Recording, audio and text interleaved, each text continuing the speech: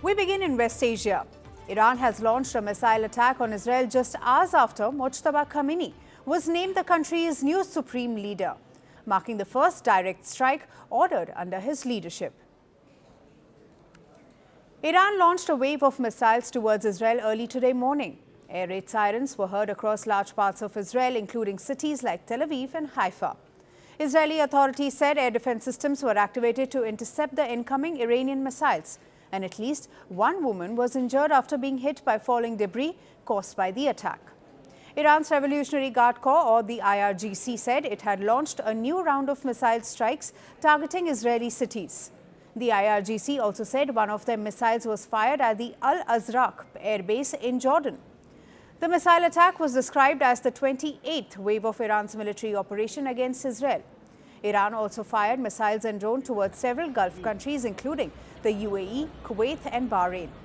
Saudi Arabia said its air defense intercepted drones headed towards an oil field in the eastern part of the country. The UAE too said their air defense systems were activated early today to respond to a missile threat amid Iran's strikes.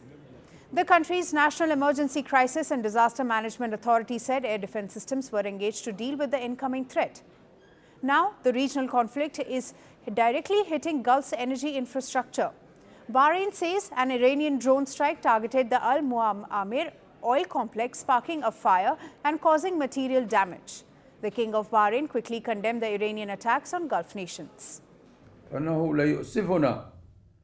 We deeply regret the unprecedented and unjustifiable attacks perpetrated by Iran against our beloved country, our brotherly Arab nations, and friendly countries. Bahrain has always been and will remain a nation of peace, never initiating hostilities against anyone, and always pursuing cooperation and good neighborliness.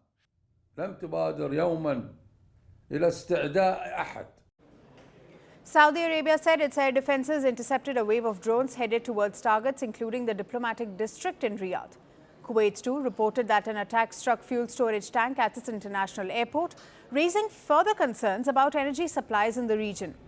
Kuwait's national oil company also announced a reduction in crude production due to threats to shipping routes through the Strait of Hormuz.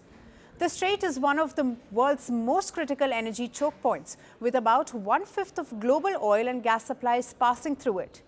Qatar's Prime Minister said Tehran had betrayed Doha by targeting states in the region with drones and missiles. First of all, our message to the Iranian, they have to stop the attacks right away. It should stop instantly. What happened is really a huge shakeup for the trust in the relationship that we have with Iran. We will continue talking to the Iranians. We will continue trying to seek de-escalation. At the end of the day, they are our neighbors. It's a destiny. The war has taken a heavy human toll as well. Iran says more than 1,200 civilians have been killed and about 10,000 others injured since the conflict began. In Lebanon, health officials say hundreds of people have also been killed in Israeli strikes. Meanwhile, Iran's Revolutionary Guard have pledged full support for the new supreme leader. Our capable armed forces of the powerful Islamic Republic, at a minimum, are fully prepared at the same level of activity for an all-out, highly intense 6-month war.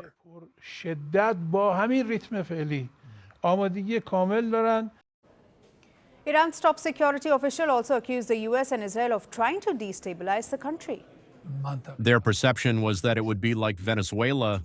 They would strike, take control, and it would be over. But now they are trapped. Meanwhile, Iran says it has so far used only first and second generation missiles, but more advanced long-range weapons could be deployed in the coming days. Iran also said it could sustain an intense war with the US and Israel for up to 6 months. Meanwhile, diplomatic efforts to end the war remain uncertain, as the US has now warned that the conflict could continue for weeks.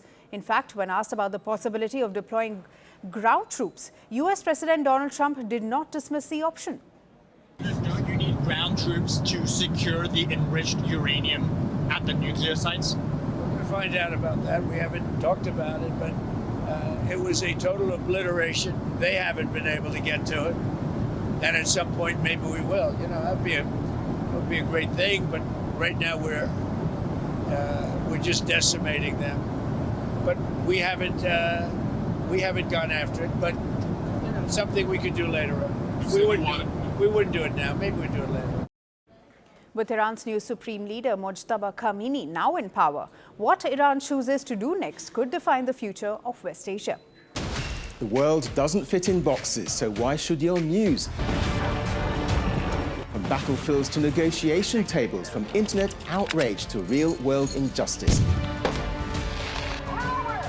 The conversations everyone is having and the ones they're avoiding. It's the same show, but this new year, Firstpost America gets a new look. I'm Kerry Johnston, and this is Firstpost America.